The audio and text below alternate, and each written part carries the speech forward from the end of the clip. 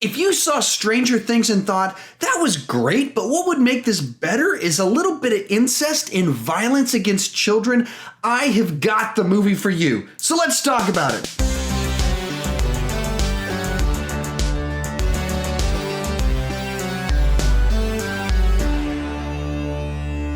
So in it, it's the summer of 1989, and a group of middle schoolers form together to try and figure out why kids in their community keep disappearing.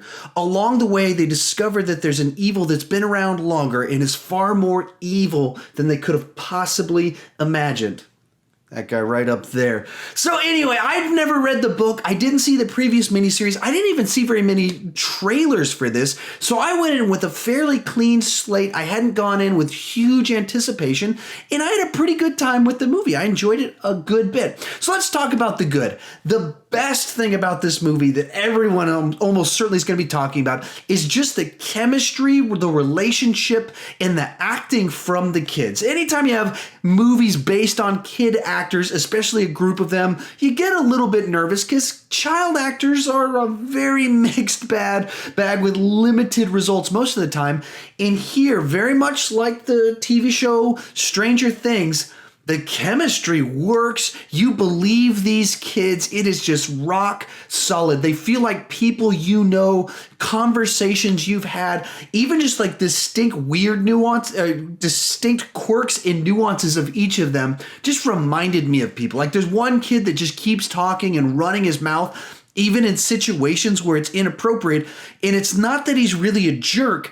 He's just not socially intelligent enough to know that he shouldn't be saying what he's saying and how it affects other people. And it plays out the way kids like that actually behave. And so they're just a lot of fun to be around. Each of them has a different dynamic and kind of a depth to why they are who they are. And we learn little things about them that they're just kind of a real joy. Also, the movie just has kind of an eerie vibe and tone around it and some kind of just the right amount of disturbing imagery, shocked jumps at just the right moments to kind of keep you on the edge of your seat throughout. The pacing is really nice. It moves at a nice brisk pace. While I believe it's like 2 hours and 15 minutes long, it didn't feel like that for me. And as it went along, I wanted it to go longer. Like at the very beginning, I was like, all right, I'm kind of getting into this. And over 2 hours, really? Is this going to keep my interest that long? But as it went along, I was like, no, I'm digging this. I'm down. We could keep going a little bit longer. I'm definitely still invested in everything going along. Our lead clown is very weird, quirky, fun, disturbing vibe to him. I've heard some people saying he wasn't scary enough, but I don't get scared by movies. I don't like no movie. I'm like, oh, that's really scared me. So I can't really evaluate movies on that level, but it's a quirky, disturbing, odd, like, I don't know how I feel about this guy. Like there's a charm there while being like so icky at the same time.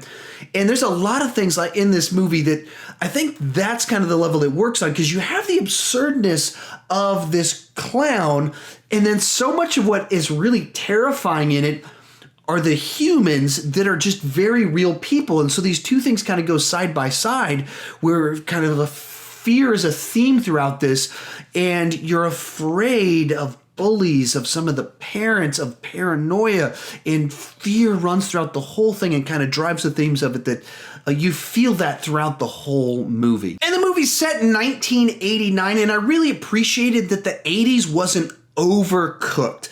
Most things that they do the 80s, everything's baby blue and hot pink, and it's the stereotypes of the 80s that those were things that happened, but it's not like everyday day-to-day life in small towns in middle America looked like an 80s music video or anything like that. And summer of 1989 is actually the earliest summer that I remember from my lifetime as a distinct actual memories, not just kind of blurs, but I actually remember summer 1989. So it was nice to be like watching little scenes, and then they showed kind of the billboard and it says Batman on it. I was like, that's one of the first movies I remember going to the theater, see it in the theater. So that was a lot of fun. So let's move on to the negatives.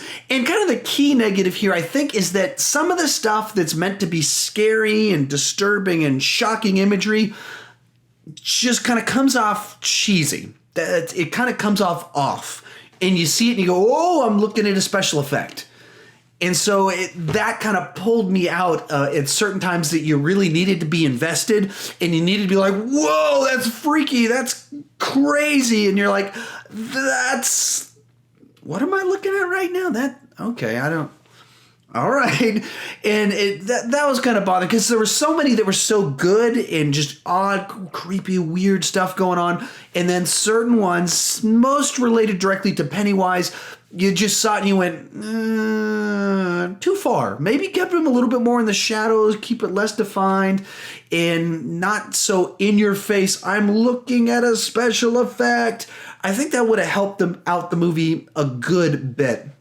And all in all, the stuff that was about the kids just felt like on a deeper, more powerful level. Like they pulled that off so much stronger than maybe some of the scary sides to it. That was like, that was good. This over here is like, great, you're doing something real special. And this is just kind of good. And so between the two things, when you're trying to make a scary movie and the best stuff is the stuff that's not the scary stuff, you go, that's kind of a problem. But all in all, this is a very enjoyable movie. I had a good time with it. And, they're clearly talking about doing a second one. It ends and it says, it says chapter 1 in the movie. And so clearly they're planning on doing chapter 2. And based off the book, it's not going to be with the little kids. That's kind of breaks your heart a little bit because you want to spend more time with this group of kids at this age because they do such a good job. The actors, the characters, all of it works so nicely together that, maybe they'll pull some movie magic and find a way to have a totally different sequel that brings our kids back or something like that. So that would be nice. But all in all, I think I'll give this one an 8.2 out of 10.